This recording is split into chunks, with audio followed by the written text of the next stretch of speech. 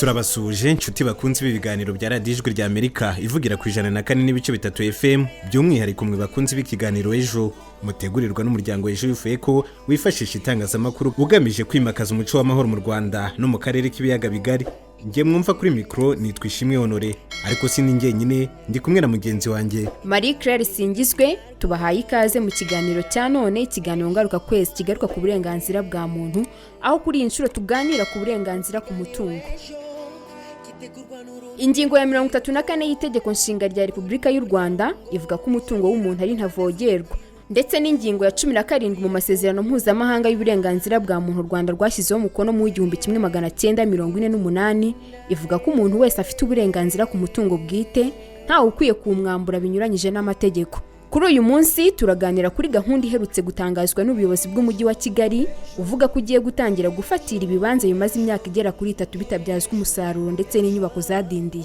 Iyi gahunda ariko ntiyavuzweho rumwe n'abantu b'ingeri zitandukanye biganjemo abaturage bo mu mujyi wa Kigali, imiryango iharanira uburenganzira bwa muntu, abanyamategeko n'abandi, nk'uko tuza kubyumva ku buryo burambuye muri iki kiganiro. Iki kiganiro gihagarariwe na Nigena Roger, naho Mizero Crispin ari ku buhanga bw'ibyuma. Muri iki kiganiro turumva icyo bamwe mu batuye umujyi wa Kigali batekereza kuri iyi gahunda. Turumva kandi icyo Maître Habimana Pio, umwarimu muri kaminuza y'u Rwanda mu ishuri ryigisha amategeko, akaba n'umwe mu bagize urugaga rw'abavoka mu Rwanda. Ku musozo w'iki kiganiro turumva iki impuzamiryango iharanira uburenganzira bwa muntu CLADHO yiteguye gukora kuri iyi gahunda kugira ngo uburenganzira bwa muntu ku mutungo we bwubahirizwe.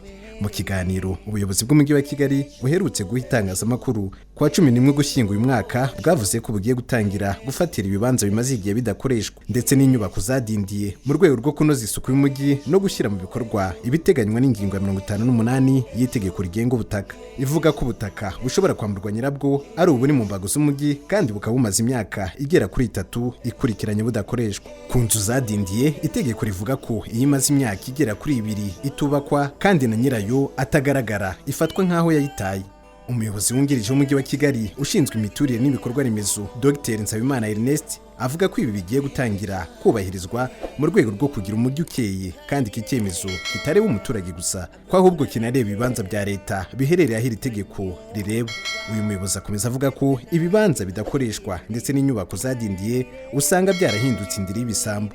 Umuyobozi w'ishami ry'imiturire n'imitunganyirize w'umujyi wa Kigali Engineer Mugisha Fred wavuga ko hafashwe umwanzuro mu rwego rwo gushyira mu bikorwa ibiteganywa n'iri tegeko ku bibanza n'ubutaka bitabyazwa umusaruro. Umujyi wa Kigali ugaragaza ko muri rusange ibibanza 50 ari byo bitabyazwa umusaruro, aho ibisaga 20 muri byo ngo biri mu murongo utukura, bivuze ko ari byo bizatangirirwaho kwamburwa bene byo. Honore, reka twibutse abaduteze amatwi ko nabo bashobora kugira uruhare muri iki kiganiro bifashishije ikoranabuhanga rya telefoni ngendanwa, aho batwandikira ubutumwa bugufi kuri 07 2 80 28 23 2 cyangwa se kuri 07 87 58 14 11. Iyi nimero kandi banayifashisha baduha ibitekerezo byabo kuri WhatsApp. Badusanga kandi ku mbuga nkoranyambaga zacu arizo Facebook, Instagram, Twitter na YouTube, aho bajya hashakishirizwa bakandikamo Ejo Youth Echo mu ijambo rimwe maze bakadusangiza ibitekerezo byabo. Honore, rero mu gihe ubuyobozi bw'umujyi wa Kigali buvuga ibi, abaturage nabo ngo bafite icyo batekereza kuri iyi gahunda. Reka twumve icyo abaturage bo mu mujyi wa Kigali baganiriye na mugenzi wacu David Hitimana batekereza ko cyakorwa kugira ngo umuturage atamburwe ubutaka bwe. Turagaruka mu kanya dukomeza n'ikiganiro. Ngiye uko mbyumva numva bagakwiriye kumwubakira, ahubwo kubera ko nyine aba yarabuze ubushobozi bakamufasha nyine bakamwubakiraho kugira ngo bamwambure na hahandi yari afite, kandi wenda hari igihe cyari kuzagera akabona uburyo akahubaka. Numva bamufasha nyine bakamutera inkunga akubaka. Ubundi nk'abaturage ba rubanda rugufi niko navuga, kuko burya bavuga ngo iyo gihugu kigizwe n'abaturage, iryo terambere ntabwo ryageraho umuturage ashonje, kandi igihugu kirashaka iterambere ryihuta, sibyo? Kandi wakagejeje igihugu ku iterambere ni umuturage. Ubwo hazaba abakuru, abatoya bajye hasi. Ntabwo urumva ko byibuze nimba batwatsa ahantu batujyana ahandi bahaturekere, bavuga ati nimba mufite ubushobozi bwo kubaka aha nimuhagume, noneho kandi naho batwatse baduha inyishyu yaho ihakwiriye, sibyo? Nge ndumva umuntu abaye yarabashije kugura ikibanza yacyubakira igihe ashakiye, kuko ushobora kubona ubushobozi uyu munsi bwo kugura icyo kibanza ugashaka ubushobozi bwo kucyubaka. Ubwo rero kiramutse kimaze nk'icyo gihe kitarubakwa, ndumva icyo leta yakora yamufasha icyo kibanza kikubakwa aho kugira ngo bakimwambure. Ndumva leta ahubwo yakagombye kureba ba rubanda rugufiya bakabafasha. Bagomba kubafasha aho kugira ngo umuntu anyagwe n'ibyo yari afite. Urumva ko ntaho twaba tujya, ahubwo bo bagashatse uburyo kibafasha umuntu. Ahubwo ikiza nuko wenda batuvuganira bakareba uko ukundi kuntu babigenza, ariko kwamburwa ikibanza si wo muti. Ahubwo bakagombye kudutekereza wenda bagashyira andi mabwiriza, wenda se iba ari umusoro bacyuriza ariko bakawushyira ariko aho kugira ngo bacyambure umuntu.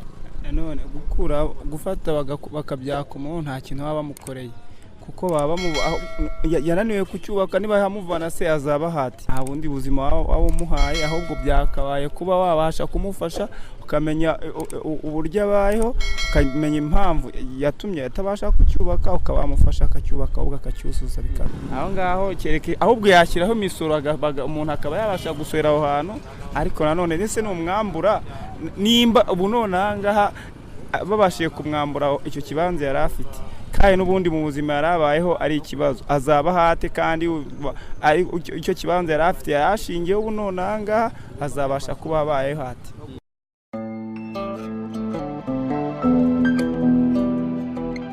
Arakoze cyane mugenzi wacu David. Tunashimira abaturage ku ruhare bagize muri iki kiganiro.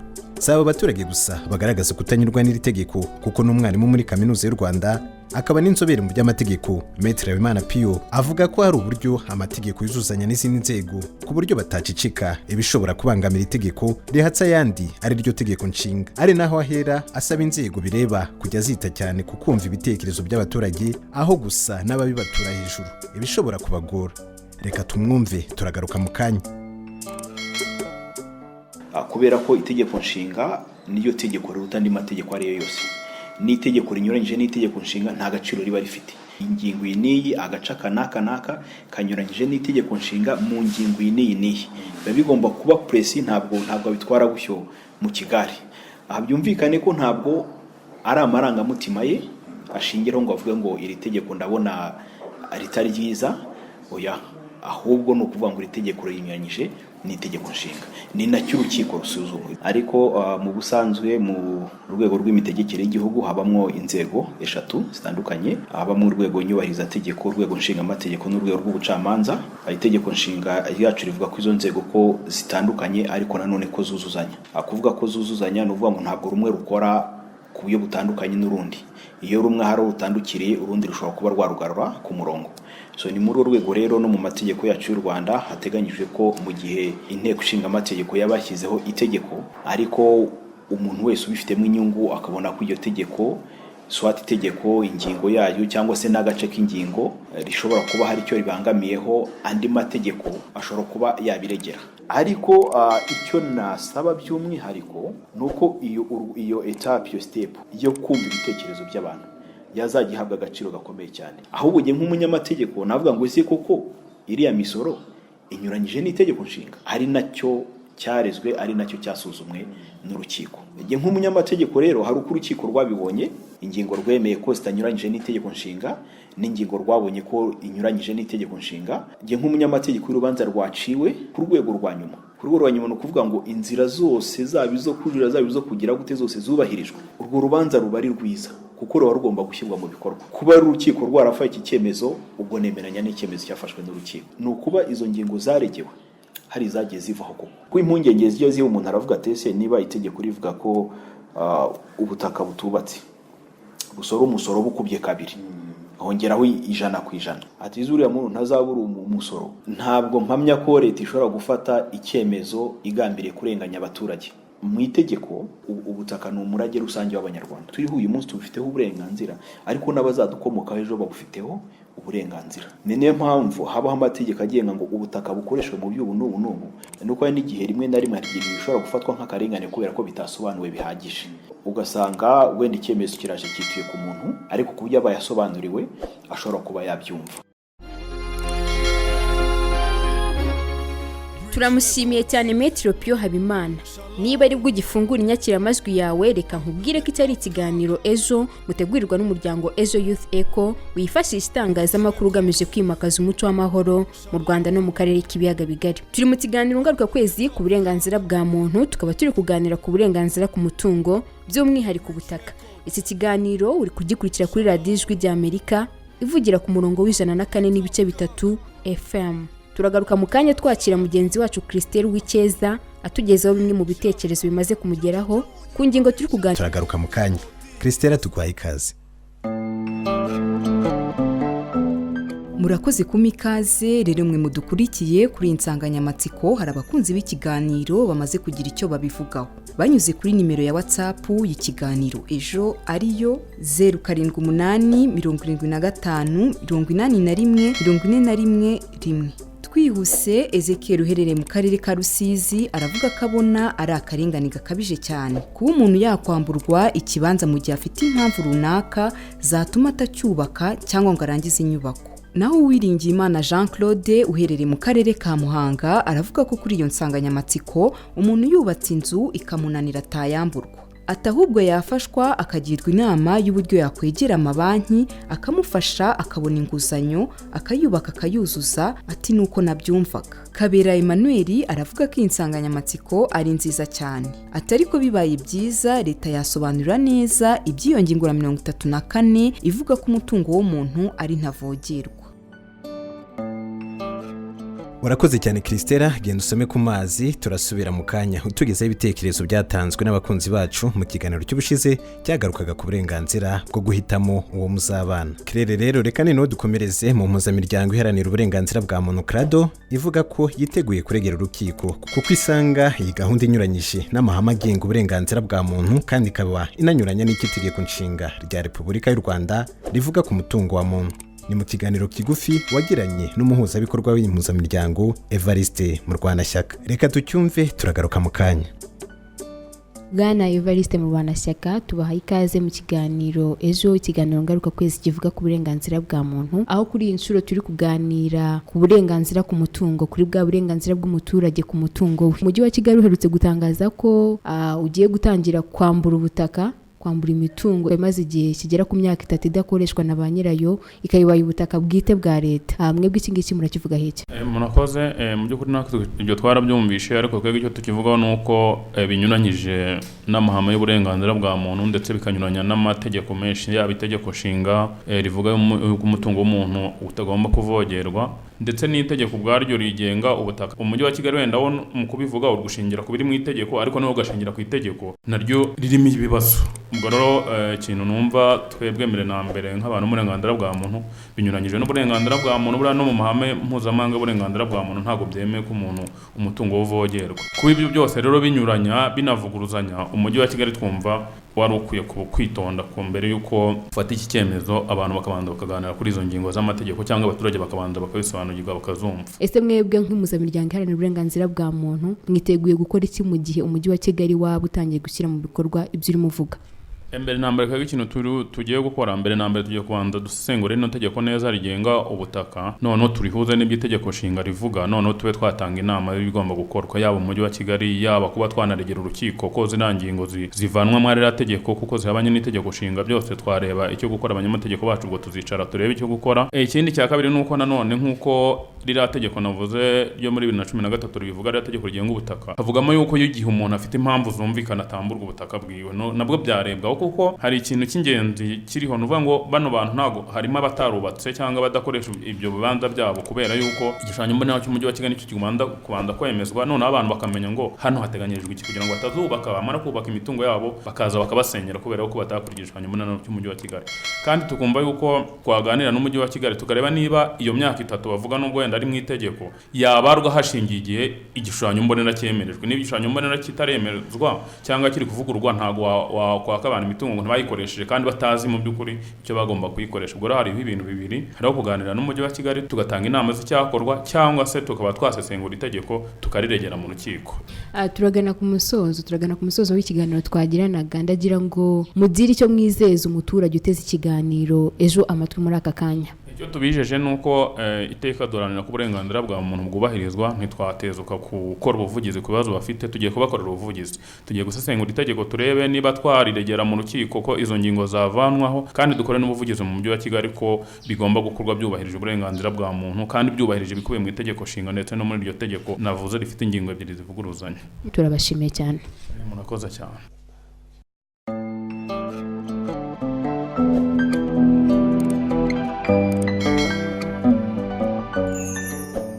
Arakoze cyane Evariste Murwanashyaka, umuhuzabikorwa w'imishinga y'impuzamiryango iharanira uburenganzira bwa muntu CLADHO, aho yagarutse ku kintu cyo kuvuga ko biteguye kugirana ibiganiro n'umujyi wa Kigali kugira ngo iyi gahunda ikorwe hadahutajwe umuturage, ariko kandi ngo baniteguye kuregera urukiko rw'ikirenga kuko basanga mu mategeko umujyi wa Kigali uvuga ko ushingiraho nayo arimo ibibazo ubwayo asa n'avuguruzanya. Honore, ndabona turi kugenda dusatira umusozo w'ikiganiro cyacu cy'uyu munsi, ariko reka duhe ikaze nanone mugenzi wacu Christelle W'icyeza atugezeho ibitekerezo byatanzwe n'abakunzi b'ikiganiro ejo ku kiganiro cyatambutse ubushize cyagarukaga ku burenganzira bwo guhitamo muzabana. Turagaruka tugana ku musozo w'ikiganiro.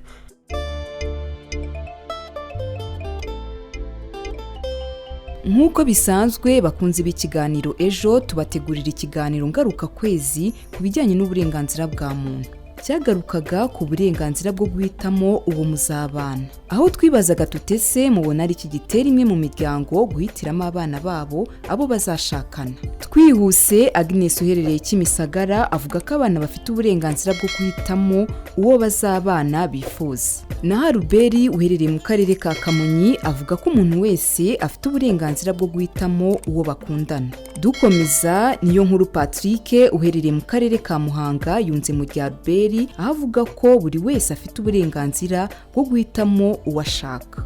Mutesi uherereye mu karere ka Gasabo yagize ati nkunda ikiganiro ejo. Naho kuri iyo nsanganyamatsiko, umukobwa cyangwa umusore ukwije imyaka y'ubukure ni ngombwa kwihitiramo uwashaka bakibanira mu mahoro.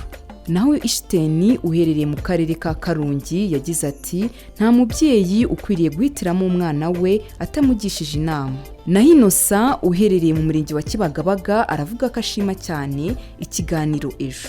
Namwe mudukurikiye mushobora kugira uruhare muri iki kiganiro mwifashishije nimero ya telefoni igendanwa ariyo 0782 ndetse no kuri 0788758141. Nanababwira ko iyi nimero mushobora kutwoherezaho ubutumwa mwifashishije WhatsApp. Mwadusanga no ku mbuga nkoranyambaga nka Facebook na Instagram aho mujyashakirwa mukandikamo Ejo Youth Echo mu magambo afatanye. Dukomeza n'ubutumwa bwa none, Valentine uherereye mu karere ka Ruhango avuga ko inama yatanga ari uko ababyeyi badagakwiriye kwivanga mu rukundo rw'abana babo. Uyu ntiyatwibwiye gusa mu butumwa bwe avuga ko ibyo byamubayeho guhatirwa kubana n'umuntu, atariko we yabanye n'uwo yakunze kugeza n'aho imiryango yabaciye. Atariko kubwo gusenga no gukundana kwacu ubu nitwe bana. Dukomeza, Samuel uherereye i Kigali mu karere ka Gasabo avuga ko ababyeyi bakwiriye kureka abana bakabana nabo bakunda, ati kuko imitungo ari ibishakwa. Uyu nawe ntiyatwibwiye gusa aravuga ko ababyeyi benshi bakibikora, atari gusanga ari babandi bagifite imyumvire ya kera. Naho Ishimwe Gadi uherereye mu karere ka Kamonyi mu murenge wa Musambira avuga ko nta mubyeyi ukwiriye guhitiramo umwana uwo bazashyingirana. Uyu nawe ntiyatwibwiye gusa aravuga ko ababyeyi bahitiramo abana babo kugira ngo bazakire, atari ko nta mahoro arimo. Ati inama rero nabaha bajye basenga Imana izabahe icyo yabageneye. Uyu nawe ntiyatwibwiye gusa aravuga ko byamubayeho aho yahatiwe kubana n'umukobwa atakundaga. Ati nyuma yaho yafashe icyemezo abana n'uwo yakunze ariko mu muryango babagize ibicibwa. Dukomereze ku butumwa bwa Muhoza Elsa ati muraho bari mu beza dukunda mperereye muri Ngoma. Ati nanjye byambayeho aho mama wanjye yanze uwo nakundaga aho byamviriyemo kumuhunga. Ati yanzaniraga uwo ngomba gukundana nawe. Yasoje ubutumwa bwe avuga ko ababyeyi bamwe bafite ubwikunde no gushaka ibintu. Bakunzi b'ikiganiro mudukurikiye, ubutumwa twari dufite bwa rubu ariko mwakomeza mukabwuhiriza tukazabuheraho mu kiganiro cy'ubutaha.